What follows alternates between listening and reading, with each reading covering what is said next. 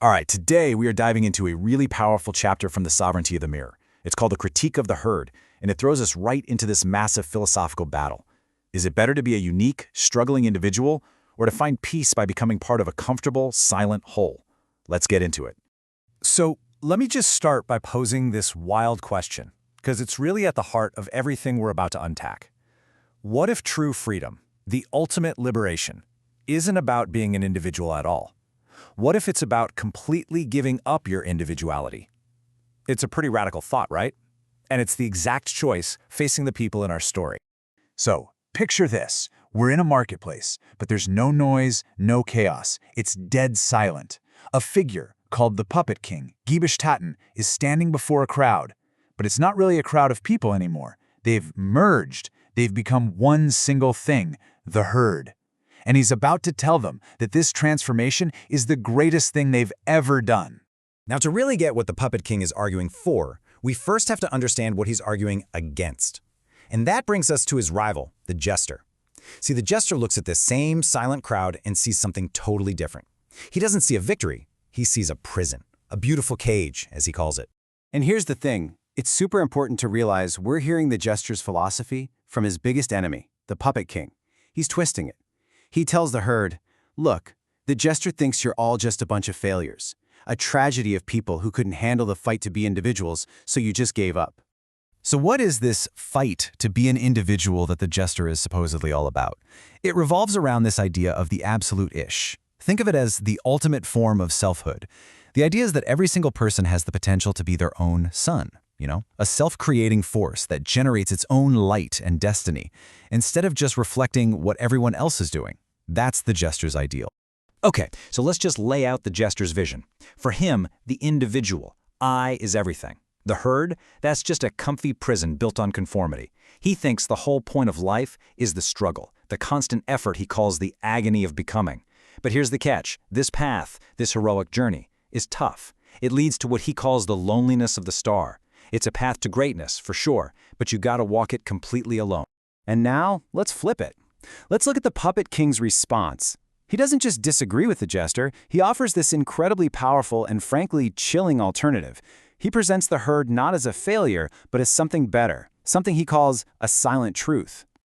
This one line is the absolute core of the Puppet King's philosophy.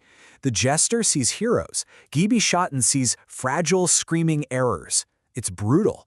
He's basically saying that being an individual is a mistake, a kind of painful sickness, but the silent, unified mass, that's perfect. That's eternal. So the Jester's big idea is the absolute itch. The Puppet King's alternative is, well, the exact opposite, the not itch. And this isn't just about fitting in. This is about the complete and total dissolving of your individual self into the group. The goal is to literally be absorbed by the collective, and in that process, you find a kind of perfect, silent peace that the struggling individual can ever have. And the Puppet King actually lays out a roadmap for how to get there. It's a 4-step process. First, you have to completely surrender your I. Give up your will, your desires, everything. Step 2, as a result, you become a thing. A perfect object that doesn't act, is just acted upon. You don't think, you just reflect. Third, by doing this, you step outside of struggle. You arrive at the end of history.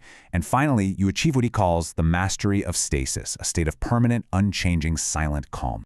And that brings us right here to the central showdown of the whole chapter.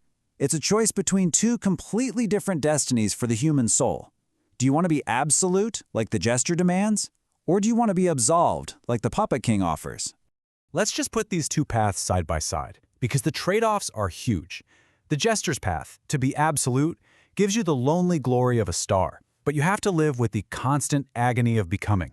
The Puppet King's path, to be absolved, offers the warmth of the common, the comfort of total stillness. So the question is, what do you want to be? A shepherd without a flock, totally alone in your greatness, or safely hidden away, losing yourself to finally find some peace? And this is the Puppet King's final, devastating judgment on all of us. He says that when you get right down to it, nobody actually wants the burden of being a unique, absolute self. What we really desperately crave is to be absolved, to be forgiven for being an individual in the first place, and to be freed from all that responsibility. So who wins? In this story, the verdict isn't shouted from the rooftops. It's whispered in a sigh. The herd makes its choice, and the Puppet King has the nerve to call their decision an act of courage. The response from the herd is this long, collective sigh. And that sound is described as the final expiration of the heroic will. In that one moment, in that one breath, the jester's entire philosophy of individualism just dies. The fire to be an absolute ick is put out for good, and all that's left is the quiet calm of the not I. The text actually has a name for what the Puppet King achieves here: ontological negation. Now, ontology is just the study of being, so he has literally negated their being. It's the ultimate magic trick of power, isn't it? To convince an entire population that their greatest accomplishment is to simply disappear. Which leaves us with this one giant, unsettling question to think about. The Puppet King says being an individual is a sickness, a fever, and the herd is the cure. But when you look at this silent, empty mass, you have to ask yourself, is this comfort really peace? Or is the cure for the self actually the ultimate disease?